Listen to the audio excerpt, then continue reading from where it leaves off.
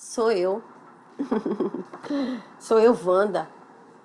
Wanda, filha de Benedito. Wanda, filha de outra Wanda. Wanda, uma tapuia, né? Uma mulher branca, mestiça, cuja ancestralidade é indígena, mas também é europeia. E que nasceu dentro do Rio. Eu sou a Wanda. Wanda Benedicta, Wanda bendita, Wanda abençoada, Fânia, Wanda filha de Benedito. Dizem que eu nasci dentro do rio, lá no oeste do Pará, no alto do rio Amazonas, na margem esquerda dele. Aliás, eu sempre digo isso para as pessoas, eu nasci na margem esquerda da vida. Na margem esquerda de um rio e na margem esquerda da vida, porque quando nasci já filha de um homem humanista que tinha um pensamento, uma ideologia de esquerda, mas que era sobretudo uma visão humanista e que era usava a vida dele, toda a vida, todo o seu ofício de escrever, de lutar e de advogar para a defesa dos ideais de justiça e liberdade. Então eu nasci nessas águas vermelhas de barro do rio Amazonas, a margem esquerda da vida.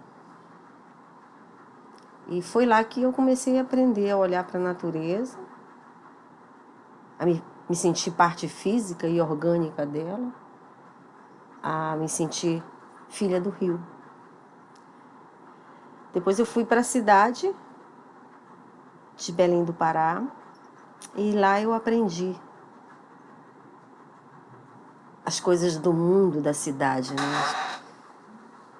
Mas eu gostava mesmo era da floresta, eu gostava mesmo era do rio. Mas eu estou aqui porque eu estou atendendo um convite, e recebi esse convite com muito carinho do meu querido Paulo de Carvalho, para falar com vocês.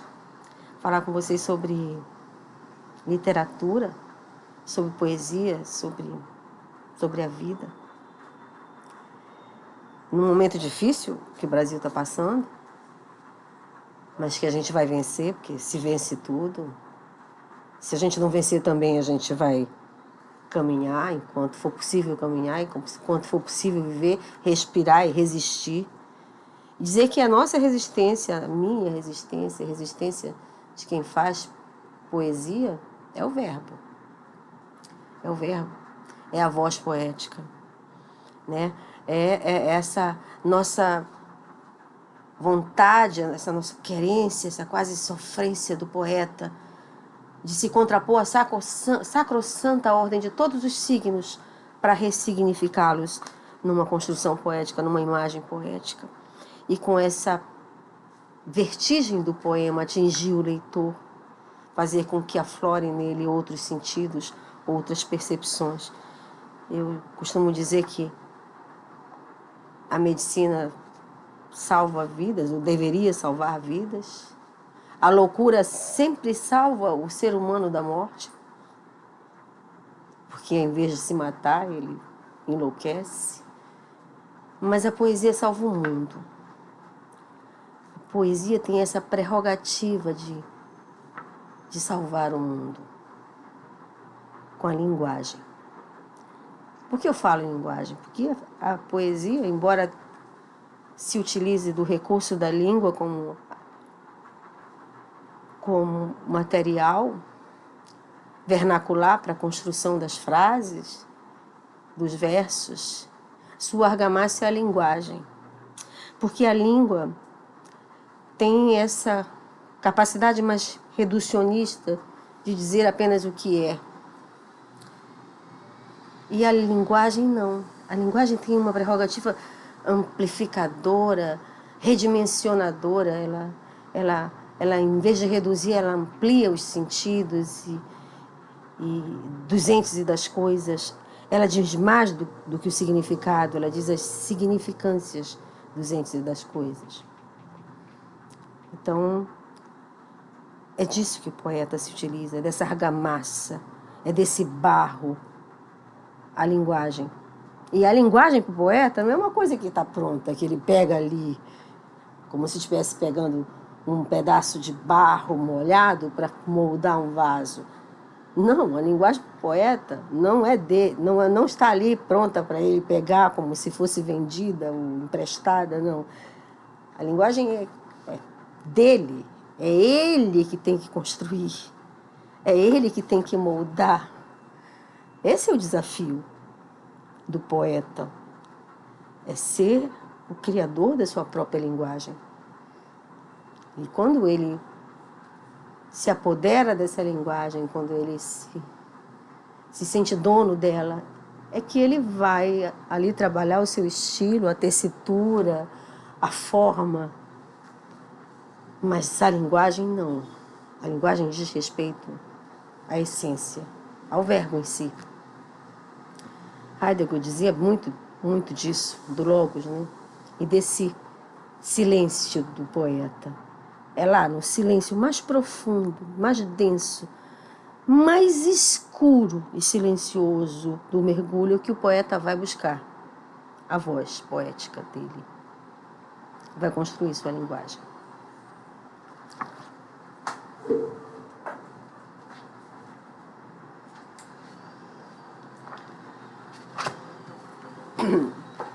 Esse livro aqui chama-se Aquatempo. Isso foi um desafio que eu aceitei de uma editora que quis publicar um projeto literário.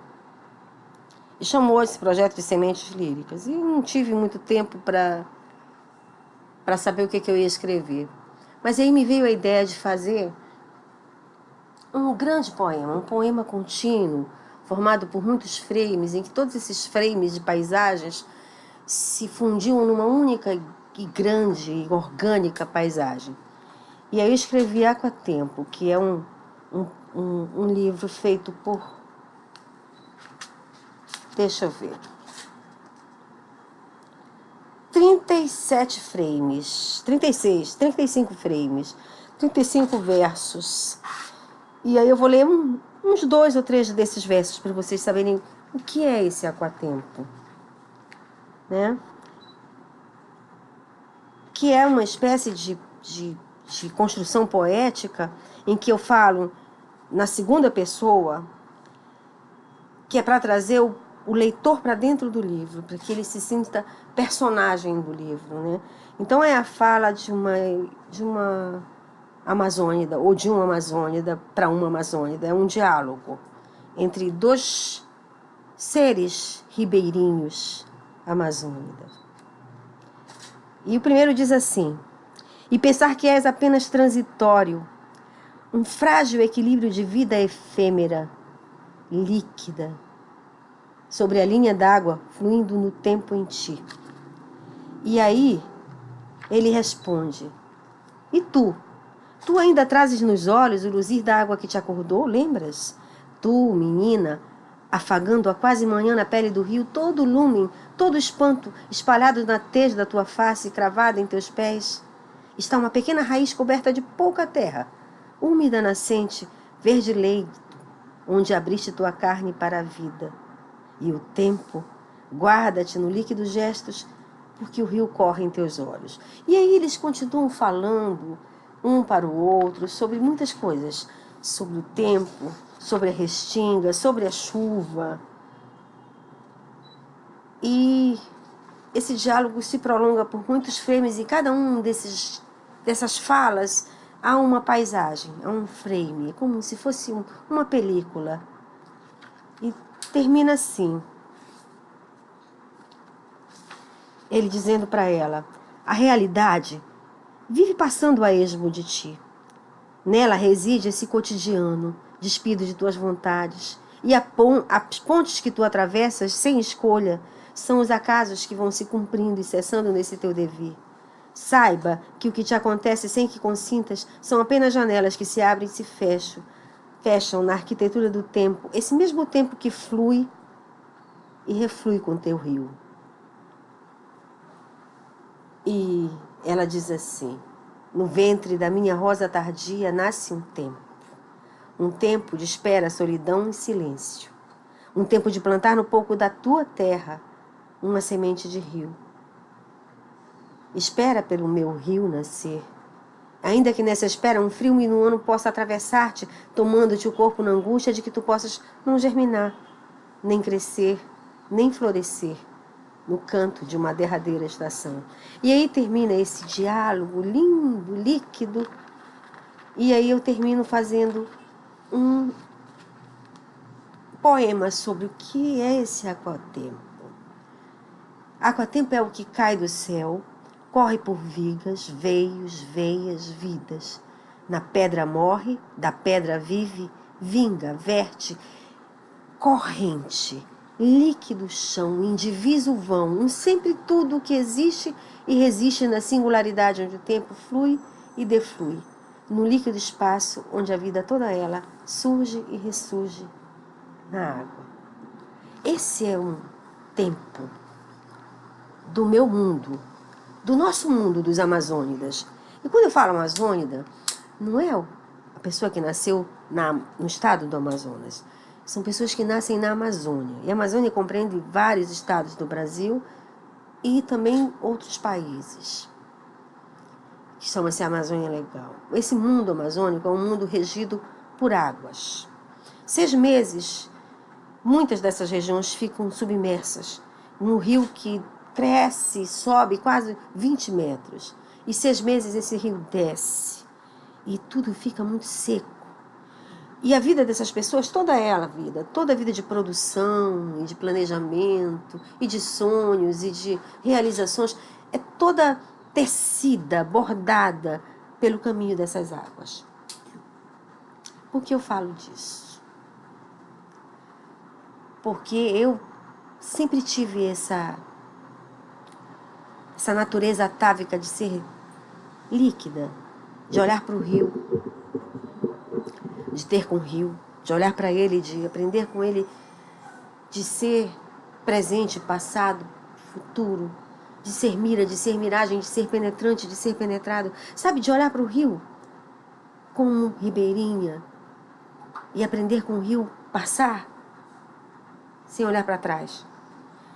De aprender a correr livre, sem desassossego.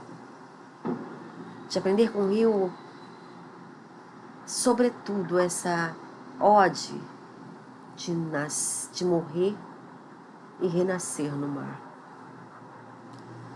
Isso é um estado da alma do ribeirinho, do amazônida. É essa intimidade com o rio. E o rio, para nós, não é só esse corpo líquido, esse organismo líquido que se avoluma, que dança sobre uma corredeira, sobre um leito. Não. O rio é mais que isso. O rio nos representa a metáfora de um tempo transtemporal, na sua liquefeita existência de ser passado, presente e futuro ao mesmo tempo. E também é para nós essa outra margem, não a margem direita, nem a margem esquerda, mas a outra margem da existência, a metáfora da própria existência. É por isso que eu falo do rio. Por isso que talvez eu tenha essa intimidade com essas águas que correm, com essas corredeiras. Lá na Amazônia tem uma topografia muito bonita. Além da floresta, da mata, tem como se fosse uma grande vértebra, um grande esqueleto cheio de vértebras, que são veios e furos e enseadas, são artérias, são muitos rios. E esses rios se avolumam e se estreitam, penetrando na mata. E muitas das nossas cidades foram feitas em matas, que tinham muitos olhos d'água, e que nesses olhos d'água nasciam o que a gente chama de igarapés. Uma água fria, cristalina, que fica ali como se fosse uma grande um grande remanso, mas que tem a sua correnteza. Vai para algum lugar, que alimenta algum outro rio, ou é alimentado por algum outro rio. São braços serenos do rio. E uma cantiga de um poeta chamado Rui Barata, uma música do Paulo André Barata, fala muito dessa beira do rio. Diz assim: uma cantiga de amor se mexendo, uma tapuia no porto a cantar, um pedacinho de lua nascendo e um cheiro bom de cachaça no ar, não sei que, de saudade doendo, uma saudade sem tempo ou lugar, uma saudade querendo ir e querendo ficar, uma leira, uma esteira, uma beira de rio, um cavalo no pasto e uma égua no cio, um princípio de noite, um caminho vazio, uma leira, uma esteira e uma beira de rio. E o tempo tem tempo de tempo ser, e o tempo tem tempo de tempo dar, ao tempo da noite que vai correr e ao tempo do dia que vai raiar. Uma leira, uma esteira, uma beira de rio. Sobre o tempo, eu tenho uma coisa a dizer, que o tempo nunca é perene, o tempo nunca expira. O que expira é sempre essa humana ideia sobre o tempo. Eu tento cortar-lhe o curso à foice, enterrar no tempo estacas para cegar vindouras estações, até jogar a inerme isca de uma palavra. Mas é inútil domar o tempo, inútil intento domar o tempo. O tempo sempre volta ao cume. A areia desce e volta ao cume. E olha-nos com um olhar de escárnio. Há um tempo que nós conjugamos a revelia dele mesmo, porque o tempo é uma irrefutável sentença para nós. E o tempo tem tempo de tempo ser, e o tempo tem tempo de tempo dar, ao tempo da noite que vai correr e ao tempo do dia que vai raiar. Uma leira, uma esteira, uma beira de rio, um cavalo no pasto, uma égua no cio, um princípio de noite e um caminho vazio, uma leira, uma esteira e uma beira de rio.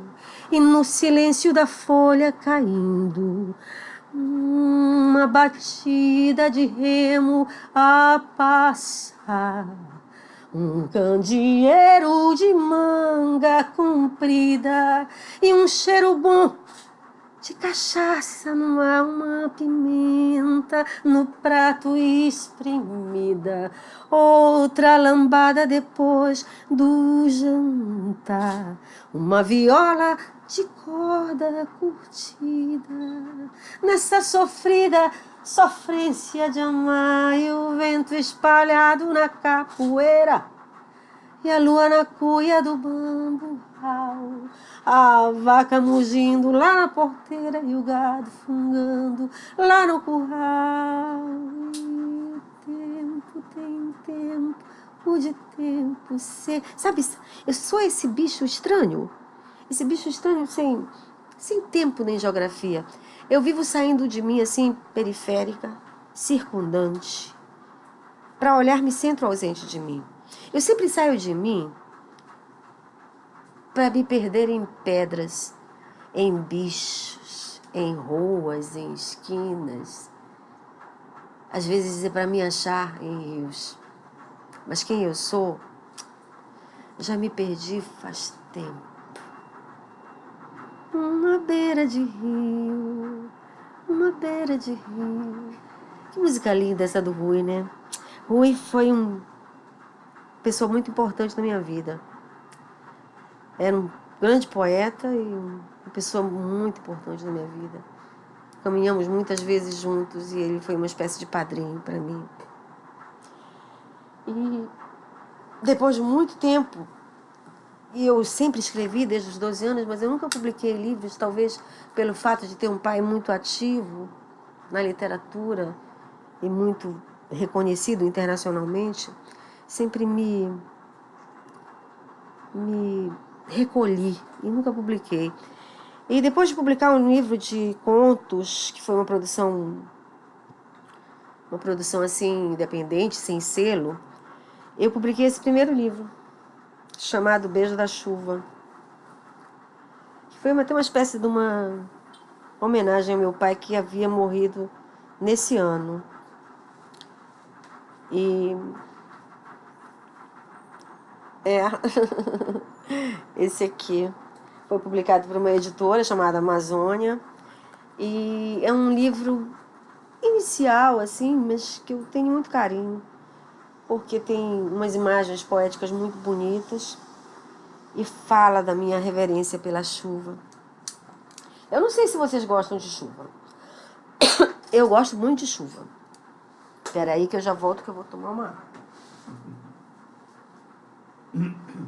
Tá ótima. Então, estava dizendo que eu gosto muito de chuva. Não há coisa melhor do que a chuva. Sobretudo agora que a gente está num dia em que passou dos 40 graus aqui no Rio de Janeiro. Imagina, uma mulher que nasceu dentro do Rio, numa cidade seca como essa, em que tem uma grande mar, mas que a água é salgada, não é doce como o rio. Nossa, isso me faz um mal terrível. Mas eu amo o mar mesmo assim, mesmo salgado. Agora eu queria dizer para vocês da chuva. Tem gente que não gosta de chuva. Até amaldiçoa a chuva. Mas chuva, sabe, Andréa? Chuva é verso que cai. Chuva é verso que cai, às vezes em linha reta, às vezes sinuosa ao sabor do vento. E quando a chuva cai aos teus pés, fica aberto. Porque ela só está querendo te seduzir para dormir com ela no leito do rio.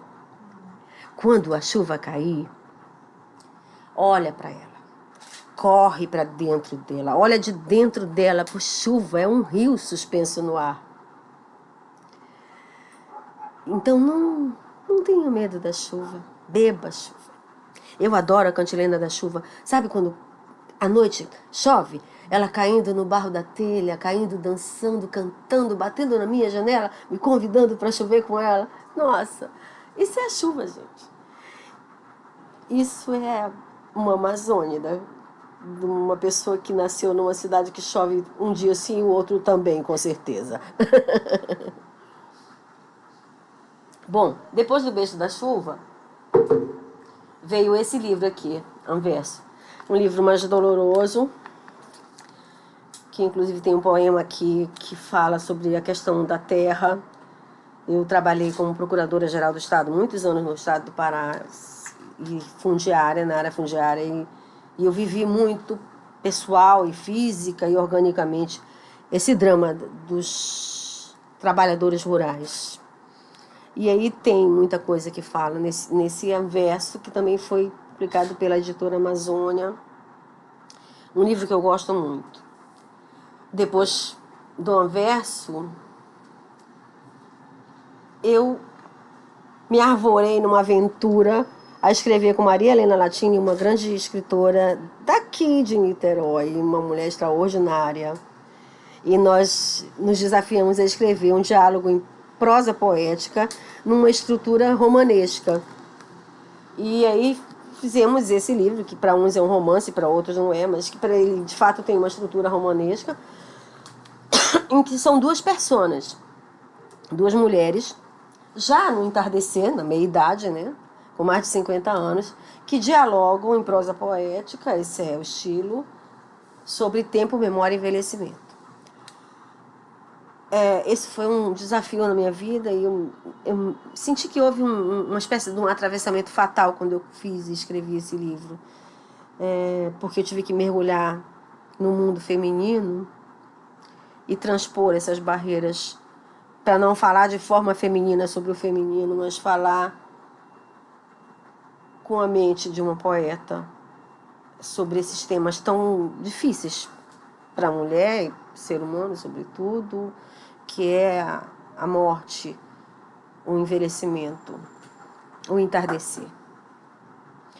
E eu costumo até brincar muito, me dizem que eu sou uma feiticeira de metáforas. Eu não acredito muito nisso, posso ser feiticeira de outra coisa. Mas aí me provocam muito sobre metáforas e eu uso essas metáforas, né? Muita metáfora geográfica e muita metáfora da astrofísica para isso, né? E o poente é uma delas. Mas quando me perguntam a minha idade, eu digo que eu não tenho idade. O que eu sei é que eu já entardeci faz tempo, que essa tarde tarda a me deixar, e que a noite, essa noite ela que me espere muito, muito, muito pacientemente. Mas de fato eu espero que quando a noite chegar, eu possa me agasalhar na esteira do poente para dar luz à morte, para que a morte venha com luz, né? E quando a noite chegar, eu haverei de ser seu. É só uma pretensão metafórica, por favor, né, gente? Vai com a lua. Vai com a lua. Aí queria falar para vocês de um trabalho muito legal.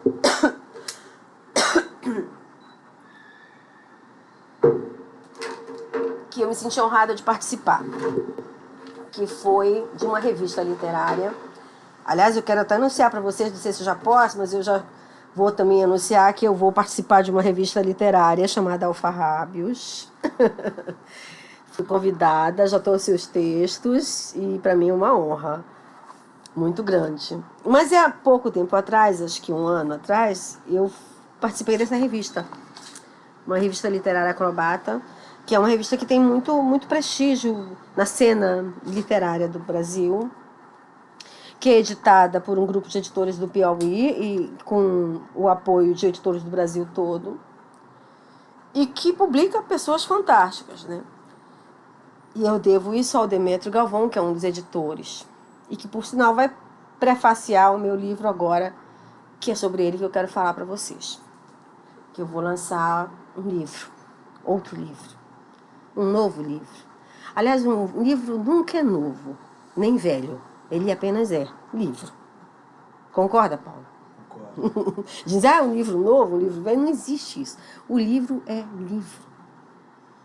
Então eu vou lançar esse livro chamado... Olha que interessante. A Liturgia do Tempo e Outros Silêncios.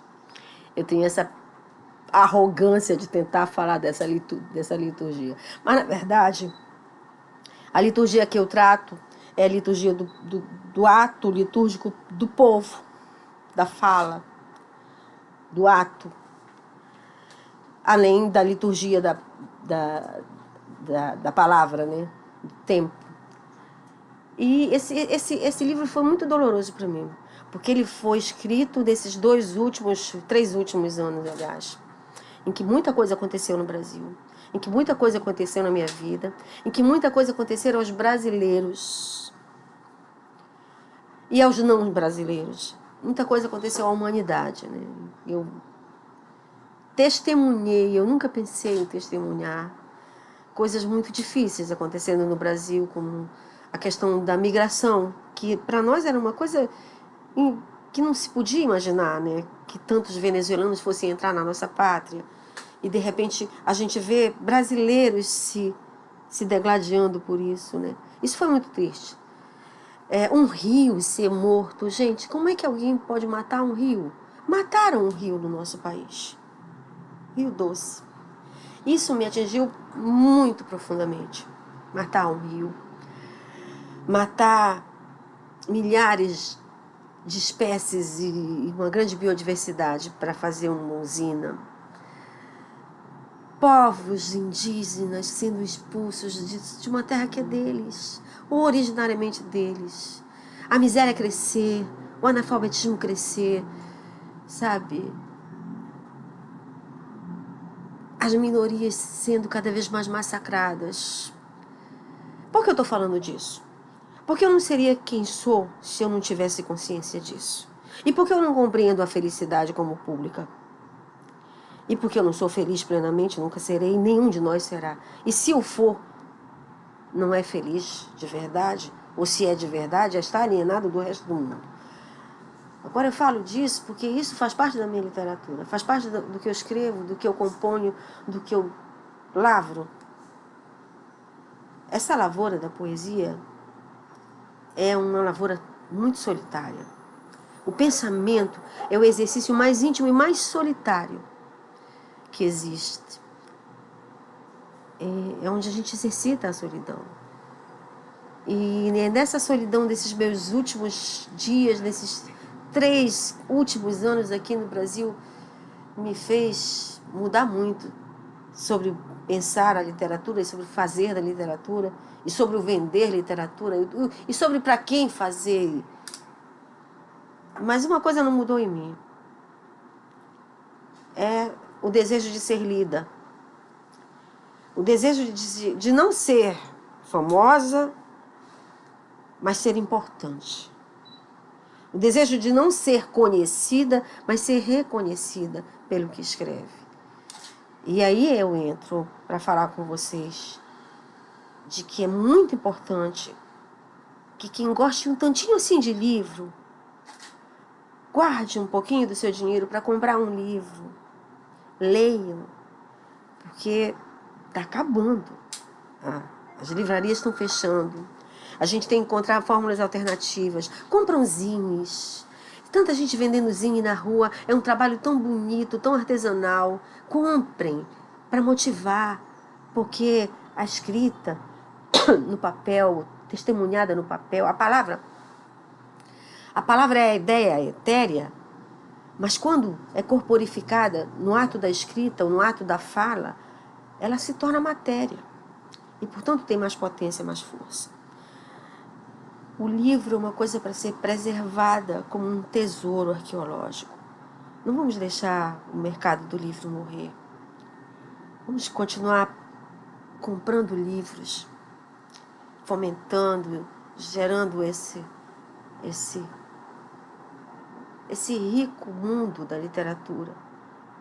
Porque a arte nasceu sobre a natureza da liberdade. A arte nasceu sob o signo da liberdade para uma função imprescindível para o ser humano. Porque ela é libertária para quem a pratica e porque ela é libertadora para quem a recebe, para quem usufrui dessa arte. Então, vamos valorizar os artistas. É um pedido, é uma oração. Vamos valorizar os poetas, que são esses seres sobre-humanos, que costumam ver o invisível, ouvir o inaudível, capturar no ar coisas impossíveis. A poesia tem essa prerrogativa.